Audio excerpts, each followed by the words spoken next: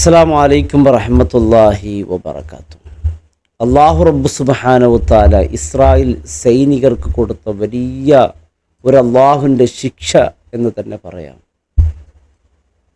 നോക്കൂ, ഫലസ്തീനിലെ ഗാസയിൽ അവർ നടത്തുന്ന അക്രമങ്ങൾ, സുബ്ഹാനല്ലാഹ്, പിഞ്ചു മക്കളാണ്. യാ അല്ലാഹ്, ആ പൊന്നു മക്കളുടെ മുഖം കാണുമ്പോൾ എൻ്റെ പ്രിയപ്പെട്ടവരെ സഹിക്കാൻ വയ്യുന്നില്ല, വല്ലാത്ത വേദന തോന്നുകയാണ്.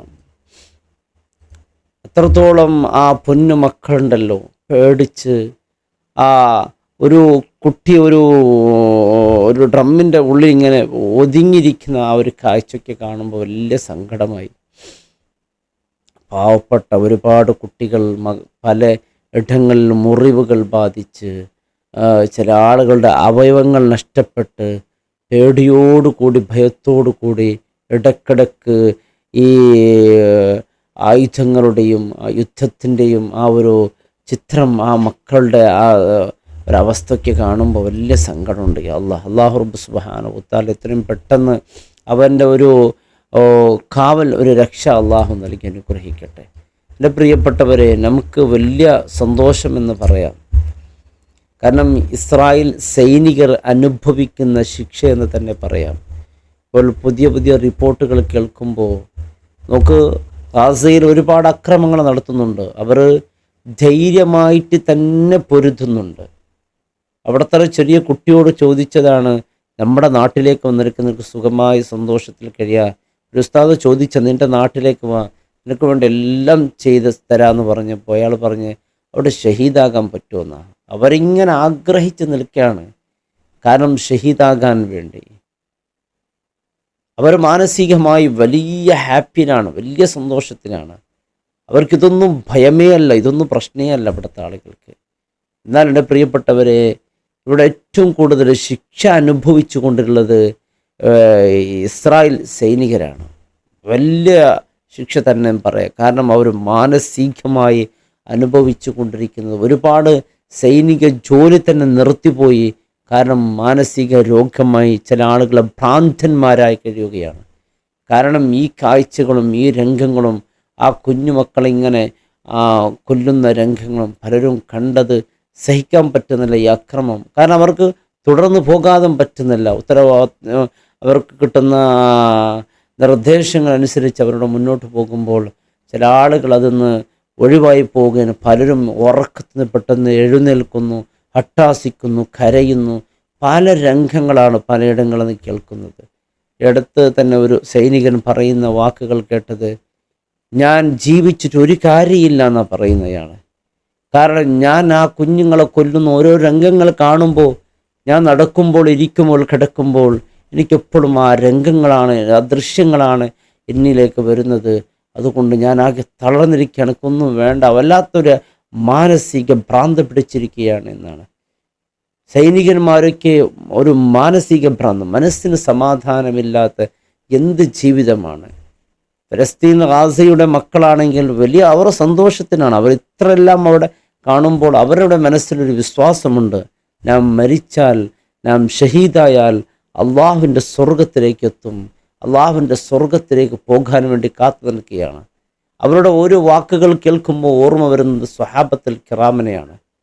സ്വഹാബത്തുൽ കിറാം അങ്ങനല്ലേ, അവർ എനിക്ക് സ്വർഗത്തിലേക്ക് പോകണമെന്ന്, അവർ യുദ്ധത്തിന് വരുന്നത് തന്നെ അവിടെ ഷഹീദാകാൻ വേണ്ടി അവർ യുദ്ധത്തിലേക്ക് ഇറങ്ങിയത്. അതല്ലാതെ ജയിച്ചു ഒന്നു റാഹത്തായി തിരിച്ചു വരാൻ വേണ്ടിയല്ല. മക്കളൊക്കെ തടഞ്ഞു, വേണ്ട ബാപ്പ വേണ്ട, അല്ലേ? എത്ര വർഷങ്ങളാണ് ബിംബങ്ങൾ ആരാധിച്ചു കൊണ്ടിരുന്ന ആ മനുഷ്യൻ, ആ ഒരു സ്വഹാബി, അവസാനം ഇസ്ലാമിലേക്ക് വന്ന വിശാലമായ സംഭവം. അദ്ദേഹം യുദ്ധത്തിന് പോകുമ്പോൾ വാപ്പയെ അവർ നിർബന്ധിച്ച് വേണ്ടെന്ന് പറയുമ്പോൾ റസൂൽ സല്ലല്ലാഹു അലൈഹി വസല്ലം തങ്ങളോട് പറഞ്ഞു, എനിക്കും സ്വർഗത്തിലേക്ക് പോകണ്ടേ. അങ്ങനെ ആ യുദ്ധത്തിൽ അദ്ദേഹം ഷഹീദാകുന്നുണ്ട്. അവർ ഇറങ്ങി പുറപ്പെട്ടത് ഷഹീദാകാൻ വേണ്ടിയാണ്. ഫലസ്തീൻ്റെ മക്കൾ അൽഹംദുലില്ലാഹ്, അവരുടെ ഓരോ വാക്കുകൾ വലിയ സന്തോഷകരമായ വാക്കുകളാണ്. കാരണം അത്രത്തോളം അവർ ഒരുങ്ങി നിൽക്കുകയാണ് സ്വർഗത്തിലേക്ക് തൗഹീദ് കലിമ പറഞ്ഞുകൊണ്ട്. എന്നാൽ അവരെ ആക്രമിക്കുന്ന ഫലസ്തീൻ ഇസ്രായേൽ സൈനികരാകട്ടെ, അവർ ദിവസം അവർ അനുഭവിക്കുന്ന മാനസിക പ്രയാസമെന്ന് പറയുന്നത് മനസ്സിന് സമാധാനമില്ലാതെ, ഉറക്കമില്ലാതെ, ഉറങ്ങിയാൽ തന്നെ വല്ലാത്ത വെപ്രാളത്തിൽ അവർ വല്ലാത്ത ശിക്ഷയാണ് അനുഭവിക്കുന്നത്. അൽഹംദുലില്ലാഹ്, മരണപ്പെട്ടവർ ഇന്ന് സ്വർഗത്തിൽ അള്ളാഹുവിൻ്റെ അടുക്കൽ പാറിക്കളിക്കുകയാണ്. വലിയ നല്ല ജീവിതമാണ് അവർക്ക് അള്ളാഹു നൽകിയിട്ടുള്ളത്. ഇവിടെയാകട്ടെ അവർ നരകിച്ച് കൊണ്ട് ജീവിക്കുകയാണ്. വലിയ പ്രയാസത്തിലാണ് എന്നുള്ള വാർത്തകൾ കേൾക്കുമ്പോൾ എൻ്റെ പ്രിയപ്പെട്ടവർ, ഇതാണ് അള്ളാഹുവിൻ്റെ ശിക്ഷ എന്ന് പറയുന്നത്. അള്ളാഹു ശിക്ഷിക്കുന്ന അങ്ങനെയാണ്. മനസ്സിൻ്റെ സമാധാനം ഒന്ന് ഊരിയെടുത്താൽ പിന്നെ ആ മനുഷ്യന് എന്ത് ജീവിച്ചിട്ട് ഒരു കാര്യവുമില്ല. എത്ര സമ്പത്തുണ്ടായിട്ടോ ഒരു പേരും പ്രശസ്തി ഒന്നും ഉണ്ടായിട്ട് കാര്യമില്ല. അവനക്ക് മനസ്സിന് സമാധാനം ഇല്ലെങ്കിൽ പിന്നെ ജീവിതത്തിൽ എന്താണ് റാഹത്ത്? അതാണ് ഇന്ന് ഇസ്രായേൽ സൈനികർ അനുഭവിച്ചു കൊണ്ടിരിക്കുന്ന വലിയ ശിക്ഷ എന്ന് തന്നെ പറയാം. അവർ തന്നെയാണ് വന്ന് പറയുന്നത് നമുക്ക് സഹിക്കാൻ പറ്റുന്നില്ല എന്ന്.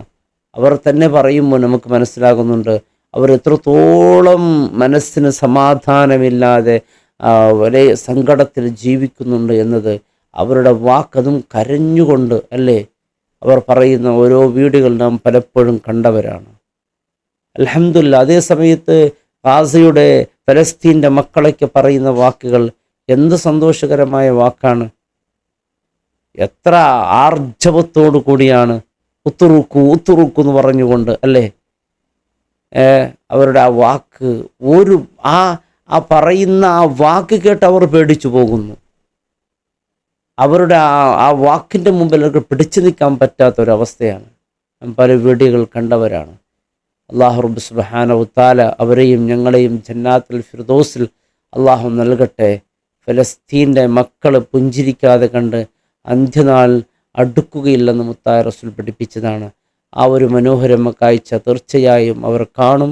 മുത്തായ റസൂൽ സ്വല്ലല്ലാഹു അലൈഹി വസല്ലം തങ്ങൾ പറഞ്ഞതാണ്, ഇവിടുത്തെ നിർജീവ വസ്തുക്കൾ വരെ അവരെ വെറുക്കുന്ന നിർജീവ വസ്തുക്കൾ വരെ പറയും, എൻ്റെ യാ മുസ്ലിം, യാ അള്ളാഹുവിൻ്റെ അടിമ എൻ്റെ പിറകിലുണ്ട്, ഇന്ന യഹൂദിയായ മനുഷ്യൻ, അവനെ ഫഖ്തുലു കൊല്ലു എന്ന് പറയും. അപ്പം അങ്ങനെ നിർജീവമായ വസ്തുക്കൾ വരെ അവരെ വെറുക്കണമെങ്കിൽ തീർച്ചയായും അവരാരാണ് എന്ന് ഇപ്പോൾ അവിടെ ഫലസ്തീൻ ഗാസയിൽ നടക്കുന്ന യുദ്ധങ്ങളെ കാണുമ്പോൾ പലരും ചോദിക്കും, അള്ളാഹു കാണുന്നില്ലേ, അള്ളാഹുവിന് ഇത് കഴിയുന്നില്ലേ, അള്ളാഹുവിൻ്റെ ഖുദ്റത്ത് എന്തുകൊണ്ട് അവിടെ പ്രകടമാകുന്നില്ല എന്ന് ചോദിച്ച് ആക്ഷേപിക്കുന്നവരുണ്ടാകാം. അവരുടെ സ്വഭാവം ലോകജനങ്ങൾക്ക് അള്ളാഹു മനസ്സിലാക്കി കൊടുക്കാൻ വേണ്ടി ആണ് ഈ അവസരം അള്ളാഹു കാണിച്ചു കൊണ്ടിരിക്കുന്നത്. അവസാനം അവർ നശിഞ്ഞു പോകും, പിന്നെ മഹദിമാം വരും. അപ്പോൾ വെറുതെ അവരിങ്ങനെ നശിപ്പിക്കുമ്പോൾ, അവർ ആക്രമിക്കുമ്പോൾ പലരും പറയും എന്ത് ക്രൂരതയാണ് അള്ളാഹു ചെയ്യുന്നത്. അപ്പോൾ ഇത്തരത്തിലുള്ള അവരുടെ മനസ്സിൻ്റെ സ്ഥിതി എന്താണ് എന്ന് ജനങ്ങൾക്ക് അറിയിക്കണമല്ലോ.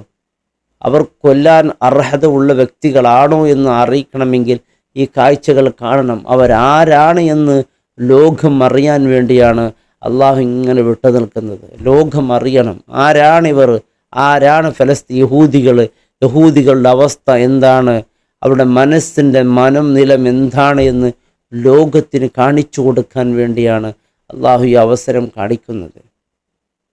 എത്രത്തോളം എന്ന് പറയുന്ന നിർജീവ വസ്തുക്കൾ പോലും അവരെ വെറുത്തുകൊണ്ടിരിക്കുന്ന ഒരു സാഹചര്യമാണ്. അതുപോലും പറയും എൻ്റെ പിന്നിലുണ്ട്, ഇന്ന് യഹൂദി കൊല്ലു എന്ന് പറയും. ആ ഒരു അവസ്ഥയിലേക്ക് അവർ എത്തണമെങ്കിൽ അവരാരാണ് എന്ന് ലോകത്തിന് അറിയണമെങ്കിൽ ഇതുപോലത്തെ കാഴ്ചകൾ അള്ളാഹു കാണിച്ചു കൊടുക്കുകയാണ്.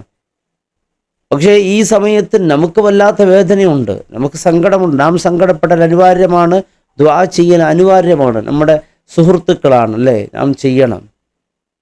എന്നാലോ അവിടുത്തെ ഫലസ്തീൻ്റെ മക്കളാണെങ്കിലോ അൽഹംദുലില്ലാഹ് അവർ വലിയ സന്തോഷത്തിലാണ്. അവർക്കറിയാം ഇത് അല്ലാഹുവിൻ്റെ പരീക്ഷണമാണ്. തീർച്ചയായും ഒന്നെങ്കിൽ മരണം അല്ലെങ്കിൽ ജീവിതം. തോറ്റുകൊടുക്കാൻ ഒരിക്കലും അവർ തയ്യാറല്ല. അവിടെ ജനിക്കുന്ന ചെറിയ കുഞ്ഞു പോലും അവരുടെ മുമ്പിൽ തോറ്റുകൊടുക്കാൻ അവർ തയ്യാറല്ല. അത്രയും അതുമല്ലാത്തവരെ മാനസികമായി പ്രയാസപ്പെടുത്തുന്നുണ്ട്.